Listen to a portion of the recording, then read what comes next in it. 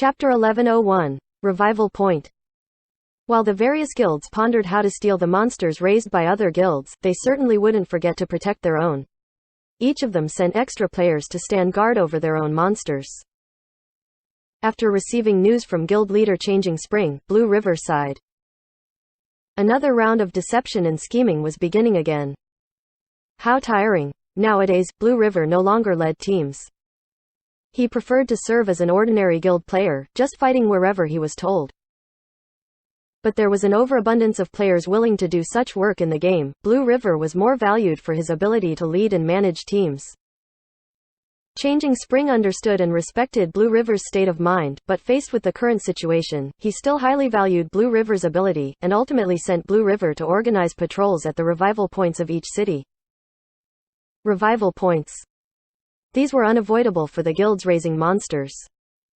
Even if they brought clerics with the revive skill, revive's cooldown was 30 minutes, not to mention that there was a limit on how many times in a row a player could be revived. It would be impossible to rely on revive to seamlessly continue the process of raising a monster. Because of this, during this process, there would inevitably be players traveling from the revival point to feed themselves to a monster. And these players had a distinguishing characteristic: in order to quicken the process, they often wouldn't wear any equipment. Blue River quickly understood this point and began to direct his subordinates. Changing Spring gave him 3 5-man teams, including Blue River himself, that made 16 people in total. There was a reason for this number: there were 32 cities in the Heavenly Domain, and therefore 32 revival points. 16 people meant that each person was responsible for 2 cities. After Changing Spring finished distributing the troops, he began to take action. Kansas City was one of the 2 cities for which Blue River was responsible. By the time he arrived at the city, Blue River had already switched to another account. His main account, Bluebridge Spring Snow, was a well-known figure in-game and attracted much attention, so he couldn't use it for covert operations like this. Now that he switched to an alt, Blue River tried to lie low, picking roads that weren't frequented by many people as he quickly made his way to the revival point. Once he was close, Blue River stopped. A good deal of time had passed since the start of the event, and the guilds must have reached a steady rhythm in raising the monsters. If Blue River stayed here for a while, he was sure that he would make some discovery. The guilds had to be efficient, so they wouldn't be raising the monsters somewhere in the deep mountains and forests. Too much time would be wasted traveling. Blue River hid his character behind a corner of a wall. Because there was an event going on, there were more players online than usual. In addition, the inherent difficulty of Ghost Parade made the death count high. There was a constant stream of players emerging from the revival point.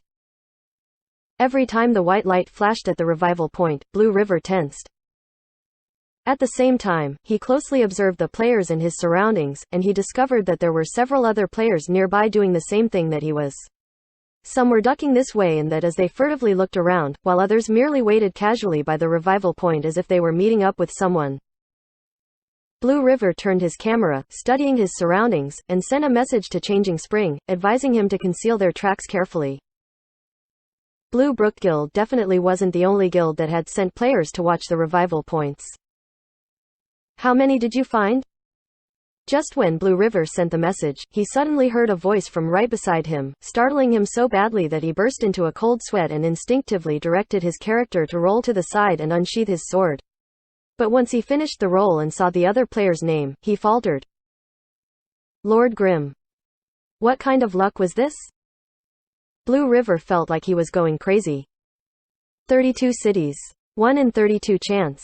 Yet despite the odds, he still ran into this difficult guy. And this guy had just directly approached him. Was Blue River exposed? No, he shouldn't have. This must be a coincidence because Blue River had been very careful, choosing the most cautious and secure route here. And this guy wasn't even using an alt, he was directly using Lord Grimm, so of course he would be taking the quieter roads as well. So for the 2 characters to meet here like this, it could be considered an inevitable coincidence. Blue River steadied himself. And then without waiting for him to say anything, the other side had already asked, "Which guild are you?" "I've been seen through." Blue River felt regret. Even though he wasn't using an account with the guild tag, in this current situation, who could fool anyone? Hadn't Blue River just sent a message to Changing Spring to warn Blue Brook Guild to be more careful? I'm in. Herb Garden. Even though Blue River was sick of this sort of deception, with things as they were now, he still had to play this game. He didn't have a plan in mind, but concealing his identity was a basic first step. With this easy lie, Blue River allied himself with Blue Brook Guild's death rivals, Herb Garden. Oh, how despicable, you're trying to steal the monsters that other people raised, Yi Shu said. Aren't you doing the exact same thing? Blue River felt like coughing blood as he replied. It had been a while since he'd seen him, and the great god was still as shameless as ever. Haha, I've actually already stolen one, do you want to guess how I did it? Yi Shu said. How did you do it? That caught Blue River's attention. Was the god about to reveal some sort of ultimate technique? I was just passing by and picked it up. How lucky. As Yi Shu spoke, he sent a thumbs up emoji to float above Lord Grimm's head. Blue River resisted the urge to stab him, and laughed dryly. Lucky indeed. Did you discover anything here? Yi Shu then asked. Not yet. Blue River's reply was automatic, but once the words left his mouth, he regretted it. Why was he telling him anything? There, those are all guild alts, right? Lord Grimm lifted his myriad manifestation umbrella, pointing in several directions as he spoke. Should be, Blue River said.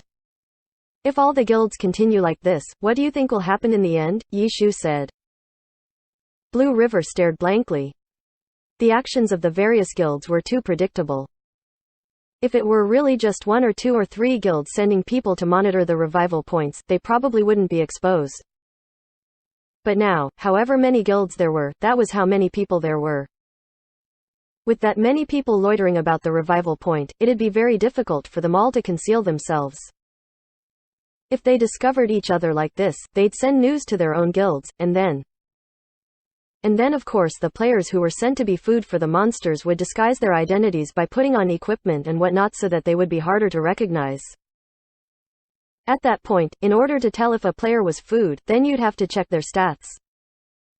Repeatedly dying in-game would cause their stats to drop drastically. But checking another player's stats was much more of a hassle. Blue River's current hiding place was far enough away from the revival point that he couldn't see the stats of the players appearing there, so if he wanted to check, he'd have to go closer. But if he did that, then it'd be obvious that he was monitoring the revival point. If the opponents were really in this city, and they discovered him doing this, then what would they do? Blue River was still thinking when he saw a person's shadow pass by him.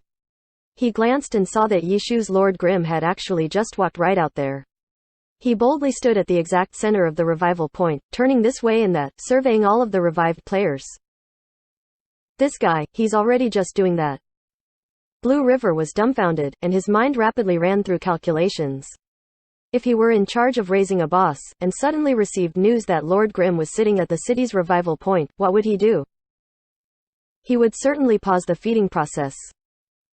And then things would be difficult. Taking direct action against Lord Grimm would be akin to admitting that yes, our guild's boss is right near here. Even if they were able to kill Lord Grimm, he would certainly come back. The revival point was unavoidable, and moving the monster elsewhere was even more unrealistic. Would they have to send a special team to protect the players who were being fed to the monster? Then that would just attract all of the other guilds to attack them. And considering that the monsters were ultimately being raised to be fed to professional characters, it was very likely that the attackers would be the gods of the various teams. That was a terrifying thought. No, it couldn't be allowed to come to that. Just thinking about this all was enough to get Blue River sweating. And so he decided, if he were trapped here by Lord Grimm waiting at the revival point, the safest plan would be to just sacrifice a little time. Lord Grimm had no reason to wait at this revival point forever if nothing happened, and the feeding could resume once he left. As Blue River thought this, another character appeared at the revival point, and this time, Lord Grimm fixed his sight on this one character. Was that? Blue River jolted. He was too far away, but he saw that once this character noticed Lord Grimm, he also immediately stopped moving. Blue River had a feeling that this was the person they were hoping to find. Which guild was still bold enough to continue sending players? Blue River wondered. He didn't consider himself especially smart, so he figured that any issue that he could think of, the other guilds absolutely would have realized as well. When there was someone so domineering monitoring the revival point, there really shouldn't be any reason for someone to expose themselves like this. But as soon as he thought that, Blue River suddenly realized there was one situation where that could happen, which was the guild didn't know that there was someone so bold at this revival point. The guilds had only just started to mobilize, and then monitored and investigated each other. When the plans couldn't keep up with changes, there would inevitably be mistakes. This guild member was wearing equipment, which showed that their guild had realized that everyone was spying on each other. But they hadn't yet sent their own people to monitor all of the revival points, so there was a hole in the reports they received.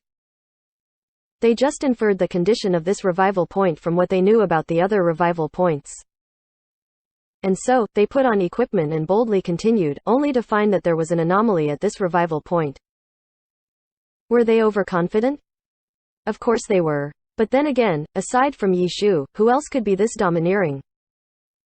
Blue River ultimately felt that this guild was just unlucky, very unlucky that Yi Shu came to their city and dragged the fox by the tail out of its den. Kansas City, a guild is raising a monster, the situation right now is unclear. Blue River immediately sent a report to his guild. As for the player at the revival point, once discovered by Yi Shu, he obviously wouldn't lead him to where the monster was being raised. This alt just directly logged off.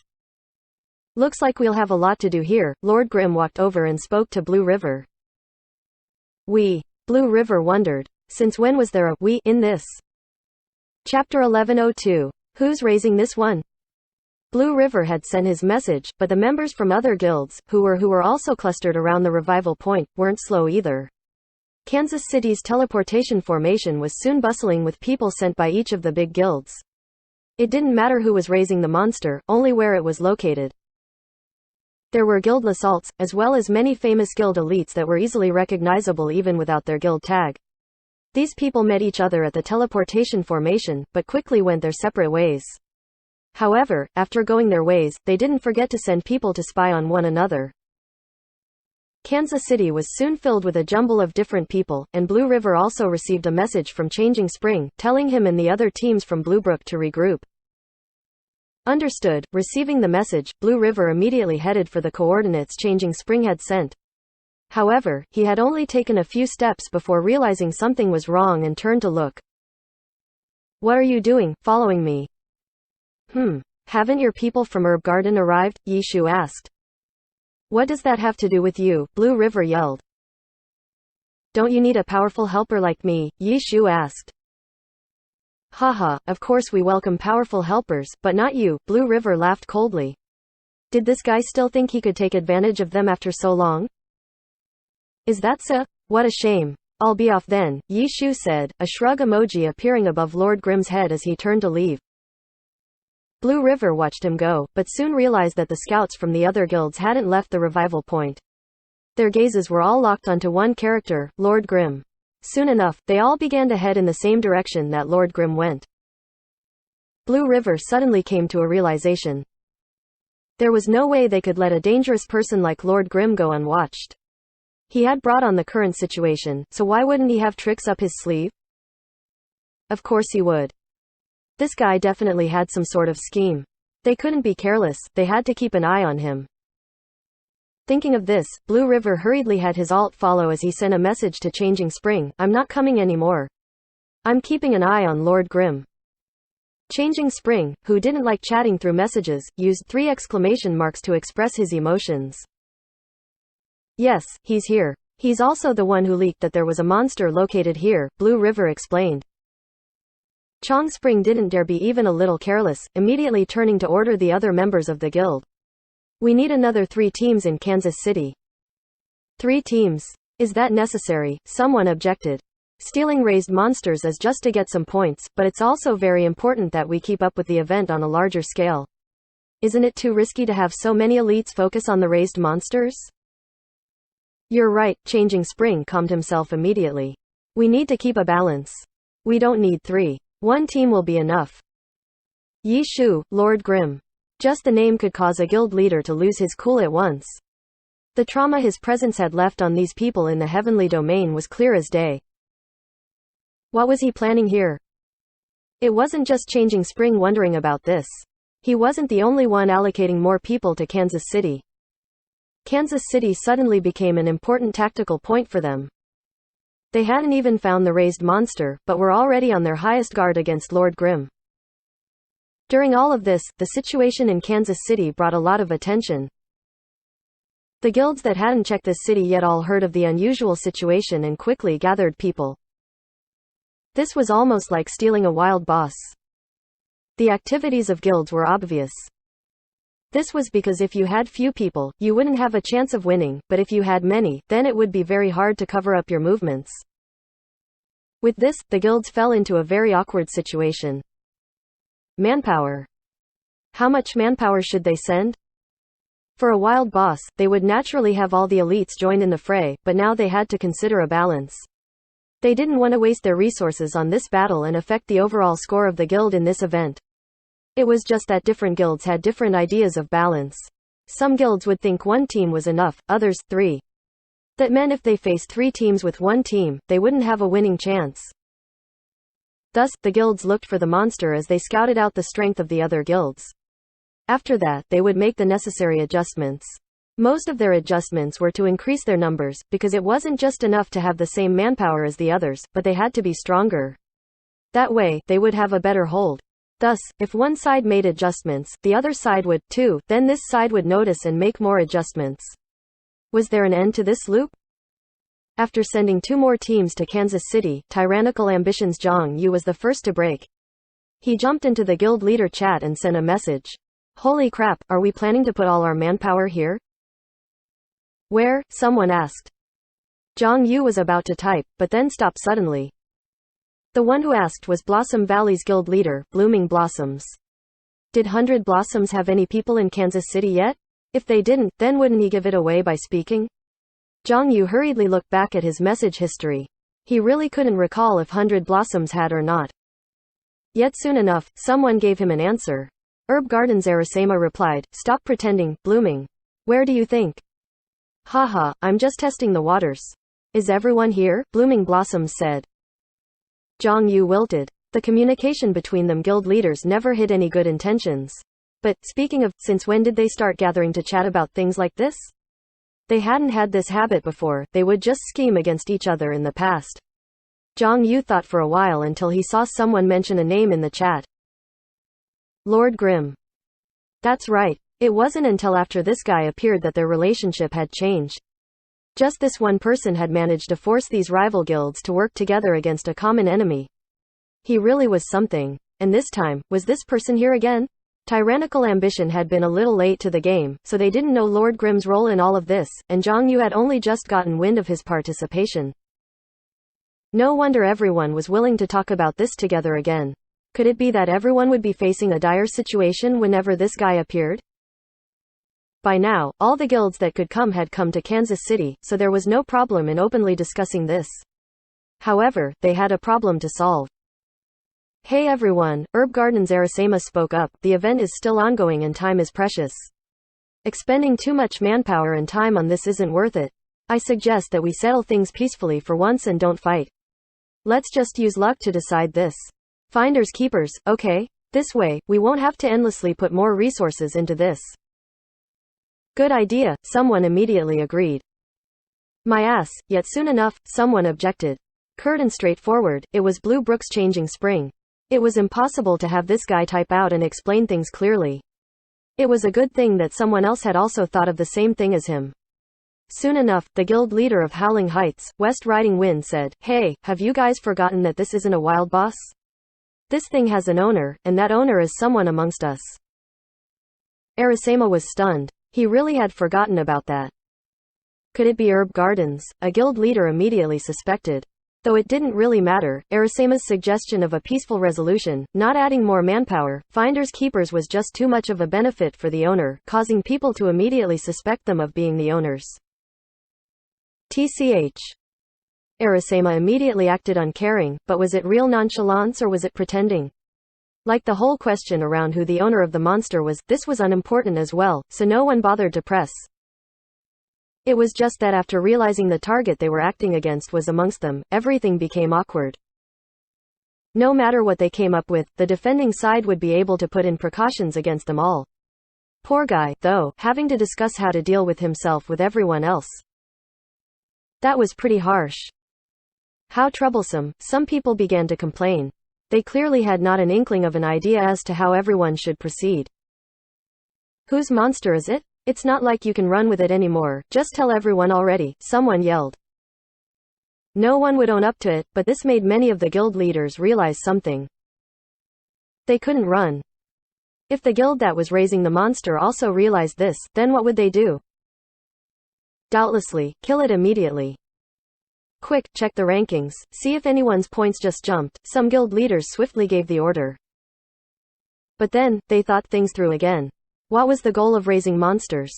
To give them to the pro team. Even if Kansas City's raised monster was still rather small, it would still be better than a normal monster. If they were being forced to kill it, then they could also call people from the pro team over. Keep an eye on the teleportation formation, send people to the gates, take note of pro characters. The new order immediately spread through the guilds. Each guild leader had about the same reaction speed to situations like this. Pro characters. This was key. If the other was forced to kill, then they had to call pro characters over. Pro characters, pro characters. This order was swiftly relayed to everyone at Kansas City. Many people quickly replied to their guilds, pro characters? Does Lord Grimm count? Lord Grimm? Damn. Several of the guild leaders suddenly jumped up. Could it be that the monster being raised here belonged to Happy? With that thought in mind, the guild leaders became excited. Always, it had been Happy giving them blow after blow, and them. They hadn't ever seemed to be able to manage to deal a painful strike back. This time, they finally had the chance. So it was Happy who was raising a monster in Kansas City? Chapter 1103. Who? Happy, Changing Spring ran excitedly to the chat group to type a message. What? But his exclamation was too short. No one understood what he meant. Kansas City's monster should be Happy's. From our reports, the only pro character at Kansas City is Lord Grimm. Does anyone else have information of any other pro characters there? Another guild leader explained in Changing Spring's place. Other pro characters? No, none.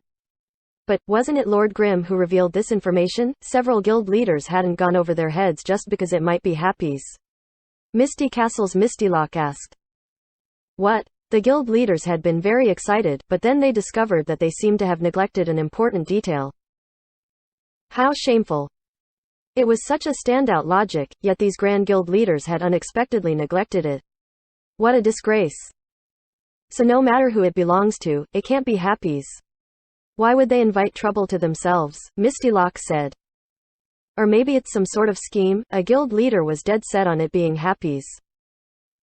Scheme? What type of scheme requires one to reveal one's own raised monster? Mistylock was doubtful. Then, he saw a report come in on his QQ. He clicked on it. Our raised monster has been discovered. What? By who? Mistylock was shocked. It was too sudden. By Happy. Hold the fort. Mistylock couldn't think too much. He could only give this reply. But before he could even get back to the game, a reply had already come. We can't hold it. They were truly unable to hold it. After news of a raised monster being exposed came out, the big guilds dispatched scouts to probe the situation, while they also increased their defenses and vigilance towards their own breeding cities. However, at this moment, outside of where Misty Castle's raised monster was located, every character there was from a pro team. Soft Mist, Steamed Bun Invasion, 1-inch Ash, Deception, Little Cold Hands, Concealed Light, even, Dancing Rain. This was everyone in Team Happy apart from Lord Grimm. Even though they were a new team, if they could beat Team Excellent Era, how could in-game elite troops be a match? Misty Castle tried to form a defensive line in an attempt to stop them, but their defenses were instantly broken through. Happy's team headed straight for their raised monster. Misty Castle's most effective method of obstruction was probably their angry yells and curses. A raised monster didn't have the same amount of health as a wild boss. In addition, no matter how long a monster was raised, it would always have a weakness. Yishu hadn't taken long to kill a seaweed monster worth 625 points, let alone an entire team charging at one. Misty Castle's raised monster might be a bit stronger than Samsara's seaweed monster, but under the combined attack from a team of players, it died even faster than the seaweed monster. It's over. Besides reporting to their guild leader, Misty Castle's players couldn't do anything else. They couldn't stop Happy's team from breaking through their defenses, let alone killing Happy's team. The monster, which they had spent close to 2 hours raising by sacrificing countless alternate accounts, was taken away by Happy just like that.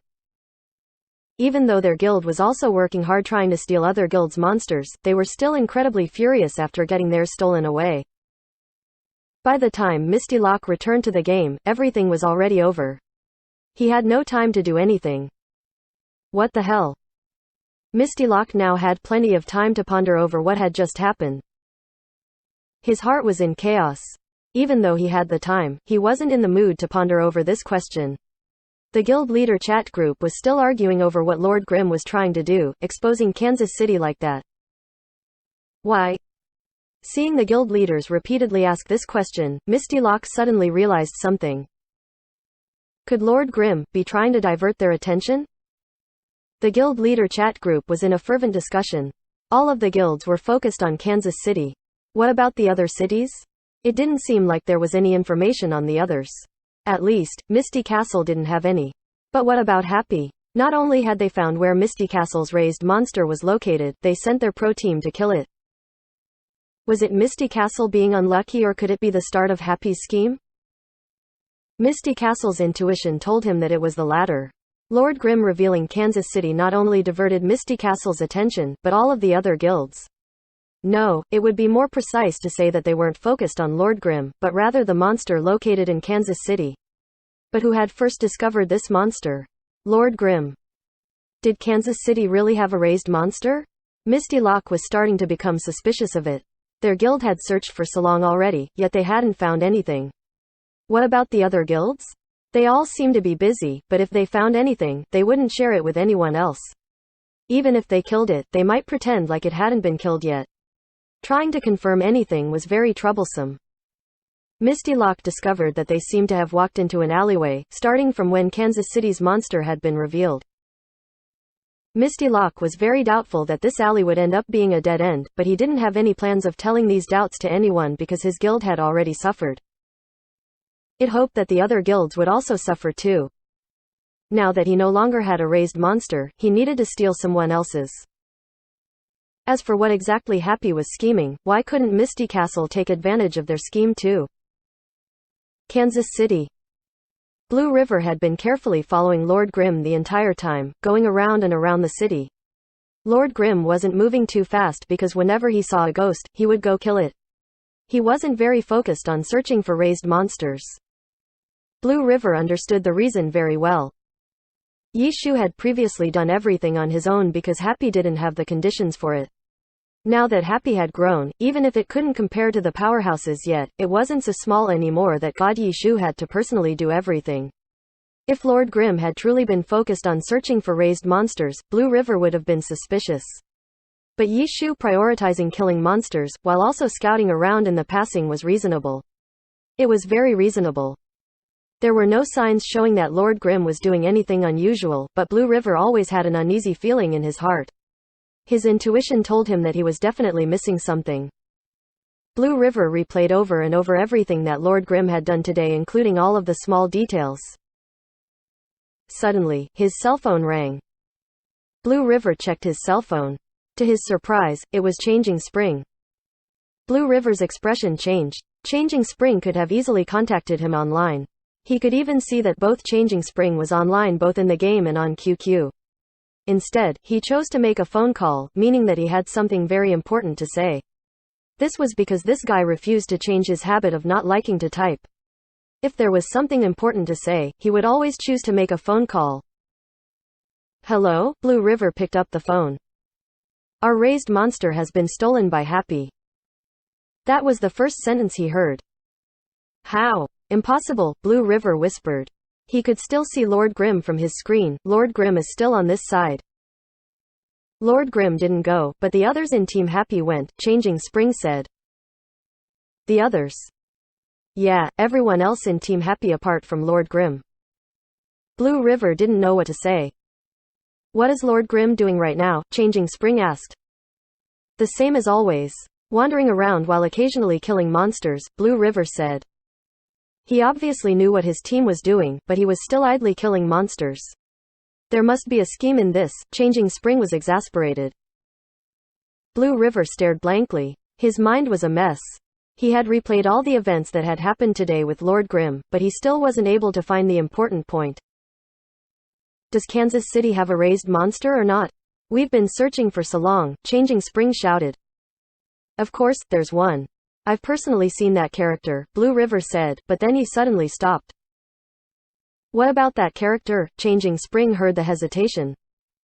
I feel like I've seen that character before. Blue River tried hard to search his memories, but his deepest impression of this character was that he had a dark red status. This was the main point he had noticed because he had tried to determine how much experience this character had lost based on his lowered stats to see whether he was a feeder or not. What's his name? Changing Spring asked. Backside Attack. Where have I seen him before? Blue River thought hard. Backside Attack. Changing Spring was even more puzzled than Blue River. However, the number of people at his disposal was more than just himself. He immediately had the entire guild reflect on this name. Sure enough, the collective knowledge of the guild was boundless.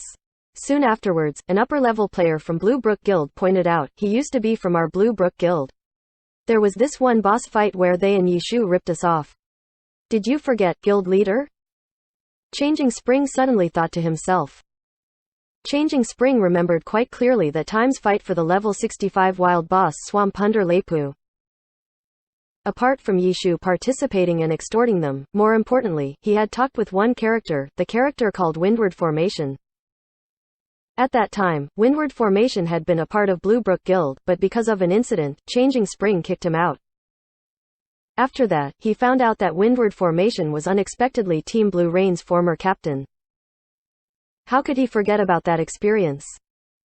As for this Backside Attack, he didn't have much of an impression of him. But with this reminder, Changing Spring understood that this guy must be together with Windward Formation, together with Yishu. Everything has come to light. The so-called feeder had been from Happy. As for those distinctly lowered stats, it wasn't just Changing Spring, even Blue River got up. After that boss battle, that group of players had been attacked by all of the guilds and they annoyed everyone for a long period of time. But they were just purely annoyances. In terms of actual combat, those guys weren't their opponents. In the end, all of them lost a lot of experience. And now, this type of trash account was being used by Yishu and it was being used well too. All of the guilds were focused on Kansas City. And at this moment, their rears were being wiped by Team Happy. A team, a pro team. Chapter 1104. Leaderboard Dominance. Changing Spring's target shifted back to the guild leader chat group, where everyone was trying to cheat each other. He wasn't someone who liked to chat through typing, so after there was nothing really important being talked about, he stopped paying attention to the group. The guild leader chat group suddenly became quiet at some point. If one looked through the chat log, guild leaders talked less and less as time went on. Something urgent seemed to have happened and every guild leader suddenly left the discussion, one by one. Up until the end, one of the sentences was left hanging as if it had suddenly been cut off. No way. The strangeness in the chat group made Changing Spring realize that the tragedy of getting their raised monster stolen wasn't unique to just Blue Brook Guild. Where did those guild leaders, who suddenly stopped chatting, go? Could they all have received emergency alerts, reporting that their guild's wild boss was being stolen? They couldn't all have been Happy, right? Thinking of this point, Changing Spring suddenly felt frightened. How? Their guilds had been searching for the raised monsters of other guilds the entire time. Even if they had focused more of their attention on Kansas City, they hadn't relaxed their searches for monsters in other cities. Why? Why was Guild Happy so efficient? How did they find out where every raised monster was located? What information do we have on Guild Happy? Changing Spring couldn't help but turn his head and ask one of his subordinates. Happy. Information. This subordinate stared blankly. None. None. We don't have enough manpower. Everyone's busy searching in the other cities for raised monsters. The subordinate reported. Changing Spring suddenly froze. He suddenly realized something. Happy had found these raised monsters so efficiently through a certain method. It was very simple, send a message in the guild and have everyone in the guild pay attention for any powerful monsters. Why didn't the other guilds employ such a simple method? One word, slow. The guilds had moved too slowly. From when Lord Grimm suddenly jumped to number 1 on the leaderboards to the guild leaders trying to cheat each other in order to set their own plans in motion. They figured that they had to be discreet, so that the others wouldn't figure out their plans. In reality, unnecessary. It was completely unnecessary. In this sort of situation, which guild wouldn't want to steal other people's monsters? Wasn't it pointless to hide their intentions from one another? The guild had been thinking too much. Not only did they want to take advantage of others, they were also afraid to take losses, so they hoped to catch the others off guard and kill them in one go. They didn't want to encounter a well-prepared defense. But it turned out that if everyone was being sneaky, no one was being sneaky. Everyone's intentions were laid bare in the end. Despite having reached this step, their thoughts still hadn't changed. They still hadn't thought of directly getting their entire guild involved in the search. News of just a single Kansas City had made them excited enough to all start chatting about it. Ha, what a joke. Changing Spring actually laughed out loud. While their chat group had been bickering about Kansas City, everyone in Happy had already mobilized for who knew how long already. Happy might have already found all of their monsters' locations by that time. The guilds had tried to catch each other off guard and do things in secret. Guild Happy, on the other hand, brandished their swords for everyone to see, directly calling out to everyone in the guild. And the outcome? Happy's large-scale movements actually became secretive, completely catching the other guilds off guard. Because they had to act discreetly, they needed trustworthy helpers. The guild spies were naturally trustworthy, so with them temporarily being assigned elsewhere, there were no spies left, leaving them unaware of Happy's movements. Was it their stupidity that allowed Happy's plan to work beautifully, or was it Yi Shu guessing that they would act stupidly? Changing Spring didn't know. The silence in the chat group let him know that their guilds had paid the price for their stupidity. After having waged war with each other for so long, it was as if they were now all carved from the same mold. Changing Spring once again couldn't help but laugh. In the chat group, someone had finally discovered how abnormal the chat group felt and typed in chat, breaking the ice. Happy, Herb Gardens Arasema typed just one word. Emojis followed one after the other. Petrified. Sweating. Anger. Fuming. Sadness. Replace these with QQ emojis for better effects. Everyone suddenly had a gut feeling that there was an 80 to 90% chance that everyone had been duped by Happy. Whether or not someone had escaped from Happy's clutches was no longer their concern. Everyone ran to check the leaderboards. Everyone had been checking it constantly. If someone had instantly shot up like Lord Grimm had, they would have definitely noticed it. No one had noticed anything when Happy had cleaned up another raised monster because it was Happy's team that went. Lord Grimm killing the seaweed monster alone gave him 625 points, which would obviously make him shoot up the leaderboard. The seaweed monster was equivalent to killing 6 monsters, but for Happy's team, since the points were divided amongst everyone, the point increase wasn't as big. These ups and downs happened all the time in the leaderboards. It was nothing particularly noteworthy. They hadn't noticed Team Happy's rise in the leaderboards until they, who were originally at who knew where, had squeezed into the top 200, top 100, top 50, top 30 rankings. And from this, they realized that Happy hadn't stolen just one raised monster. Misty Castle's raised monster had been stolen first, but instead of telling others, Misty Lock had kept it a secret. Now, the fruits of their efforts had been reaped. Even though Misty Castle lost their raised monster, seeing the other guilds suffer lifted Misty Lock's mood. And relatively speaking, the earlier a raised monster was stolen, the smaller the losses were. After these emojis were spammed, the chat group returned to silence. No one knew what to say. Condemn Happy? Condemn Yi Shu? Everyone was dealing with shady business. The only difference was that Happy had succeeded and they had failed. Condemning Happy or Yi Shu was the same as slapping their own faces. This time, the guild leaders didn't explode in fury amidst this silence. They simply left. They told the unfortunate news to their teams. The teams didn't criticize them too excessively either. It was just that, after Happy had swept their pots clean, sending their characters up the leaderboards, the outcome was too stunning. Who knew how many pro characters had been left in the dust by them? On the leaderboards, of the first 10 places, Team Happy had stolen away 5 spots, monopolizing the top 3. Lord Grimm, Deception, Dancing Rain. After those 3, it was Huang Xiaoshan's Troubling Rain, who was spamming the pro player chat group in anger. At this point, there weren't many monsters left. Many players weren't able to find any more. The fluctuations in the leaderboards became less and less frequent. Even though the system showed that there were still 21 ghosts left, the heavenly domain was so vast. 21 was too few. Many players didn't want to waste their time wandering around for a chance to encounter one. Some of them directly logged off, while others started doing their normal day-to-day routine. Most of Guild Happy's players had left to do their own things too. However, their most trusted members were all called together. The play had come to an end and now it was time for the audience to go? Yi Shu didn't think so. He believed that the other club guilds didn't think so either. As the end neared, there were fewer and fewer monsters. As soon as a monster was discovered by a guild, that guild would certainly start raising it, and it would be easier to protect too. After all, the event could practically be considered over already. As a result, Yi Shu had called Guild Happy's most loyal members and tasked them with watching revival points.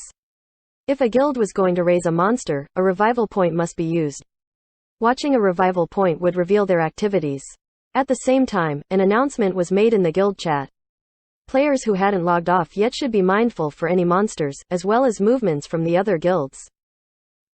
For normal players, the event had ended, but for the club guilds, it was just the beginning.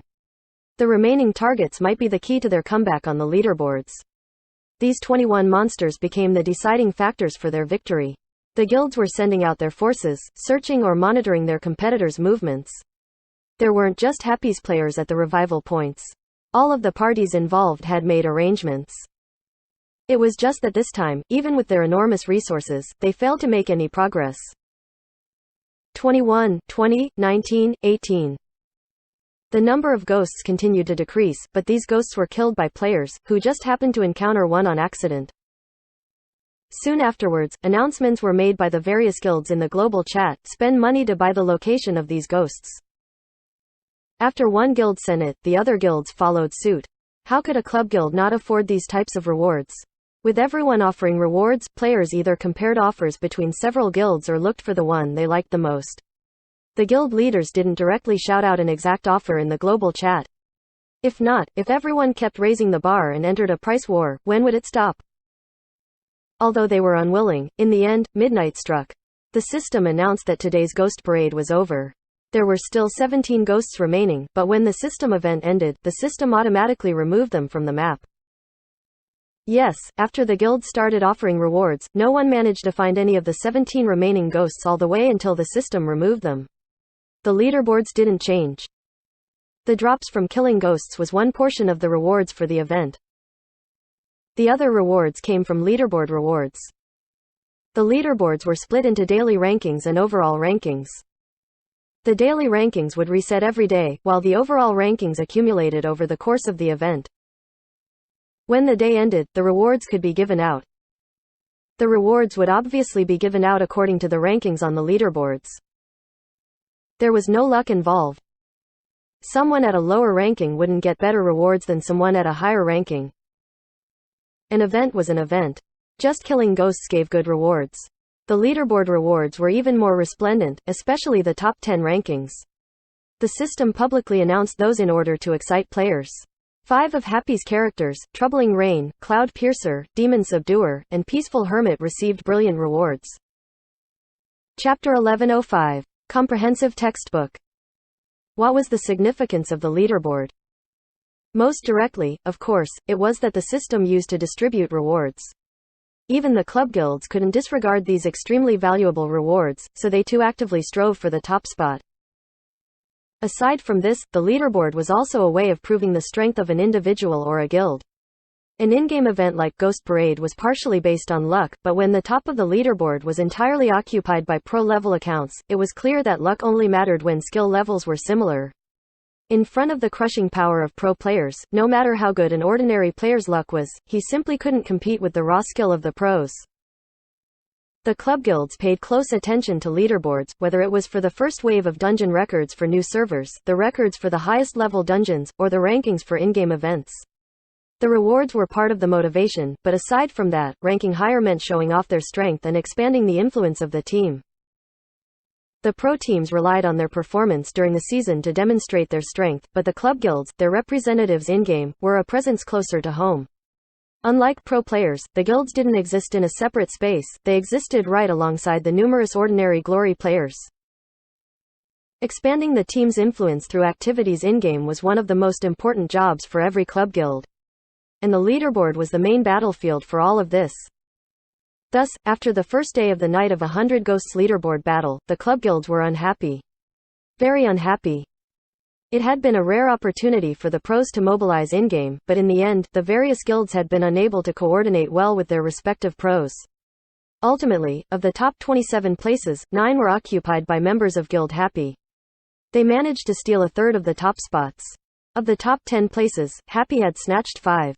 First, second, and third place, Happy dominated, not leaving a single chance for the other guilds. The big guilds discovered that they had never tasted such a victory before. This result was a lively topic of discussion in the pro player group as well, after Huang Shaoxin's angry spamming, of course. Happy's elegant victory had earned even their respect. And, from the reports of their guilds, they essentially understood how Happy managed to pull it all off.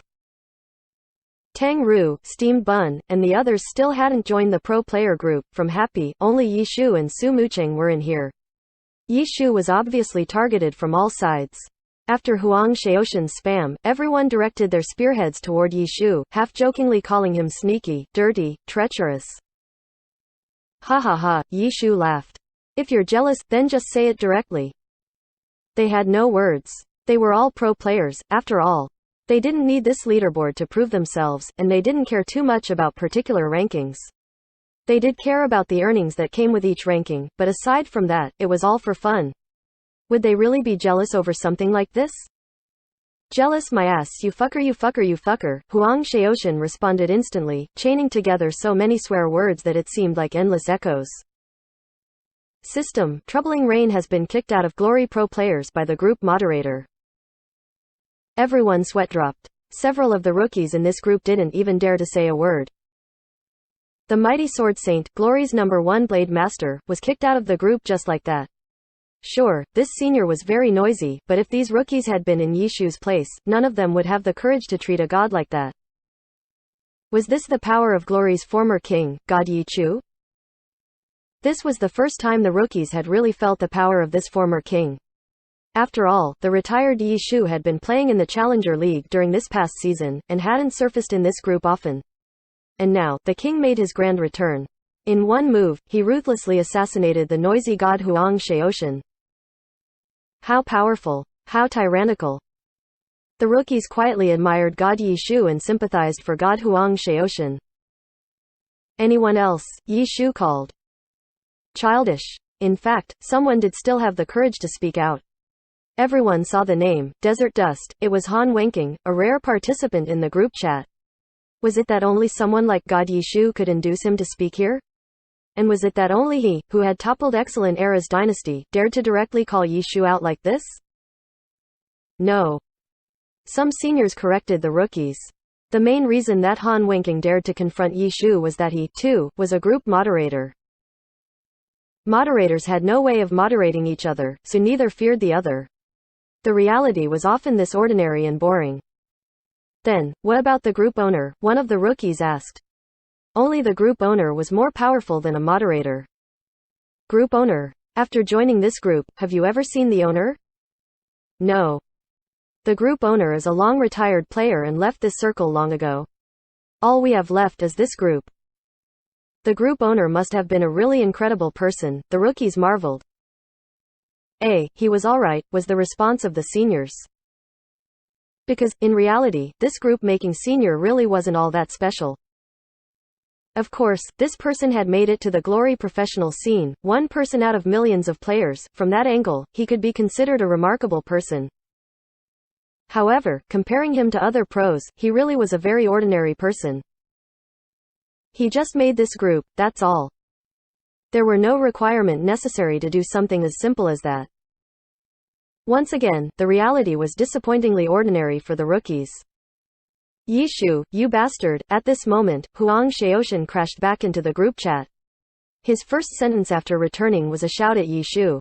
The rookies couldn't help but feel awe at Huang Shaoxin's fearless spirit. I'll let you off for today, was Yishu's indifferent response. After that, despite Huang Xiaoshen's provocations, he didn't say another word, having either muted the chat or gone offline. The group had to wait a while for Huang Xiaoshen's ranting to subside. There was a moment where everyone thought kicking out Huang Xiaoshen was actually pretty nice. Why was he let back in? Of course, these were just their thoughts. Kicking members, letting them back in, that was a battle for the moderators, a battle of gods. The rest of the ordinary members, no matter how important they might be in the pro sphere, were just insignificant little monsters in this group. The group eventually quieted down, and everyone was finally able to discuss some more serious topics. The pro players joked lightheartedly about Happy's huge victory today in the event, but in their hearts they were all shocked by the outcome. They too had participated in this event, they too could direct their guilds to accomplish the tasks they wanted, but why couldn't they do what Yi Shu had managed to accomplish? This guy, seriously, one player wanted to talk about this, but couldn't find the proper words to express what he wanted to say. The Glory textbook, in the end, it was Xiao Shikan who brought up Yi Shu's longtime title. He then added, an extremely comprehensive textbook. Xiao Shikan, you faced off directly with Happy. How is their team, really? Someone asked. What do you all think? Xiao Shikan asked. Even though these people hadn't directly fought Happy, he knew that they had all paid close attention to Happy's players. Happy was really in the spotlight right now. Some of the players on that team really do have skill, said Lin Jingyan. Tang Ru, someone said. Indeed, Tang Ru, aside from Yi Shu, was the most attention-grabbing member of Team Happy. A hot girl.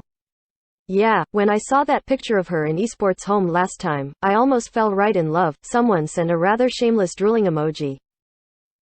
It looks like you've already fallen in love? You know, Happy really has a lot of hot girls. Yeah, that's not fair. Misty Rain's two new sisters aren't too bad looking either. Twin flowers, drooling, it was the drooling emoji again.